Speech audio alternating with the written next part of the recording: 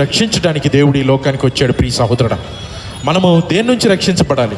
మనిషి దేని నుంచి రక్షించబడాలంటే తన సొంత పాపము నుంచి మానవుడు రక్షించబడాలి. మానవుడి యొక్క సొంత అబద్ధములు, మానవుడి యొక్క స్వార్థము, మానవుడి యొక్క పాపపు ఆలోచనల నుంచే వాడు రక్షించబడాలి. దేవుడి వాక్యం ఏం చెప్తుందంటే, ఇదిగో ప్రతివాడి శత్రువు వాని సొంత పాపమే, ప్రతివాడి శత్రువు వాని సొంత పాపమే.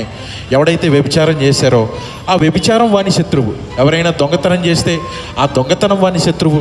ఎవడైనా తల్లిదండ్రులను అవమానపరిస్తే అది వాడి శత్రువు. ఎవడైనా డబ్బులు తీసుకొని మోసగిస్తే అది వాడి శత్రువు. వాడి సొంత పాపము వాని వెంట వచ్చును అని బైబిల్ సెలవిస్తుంది.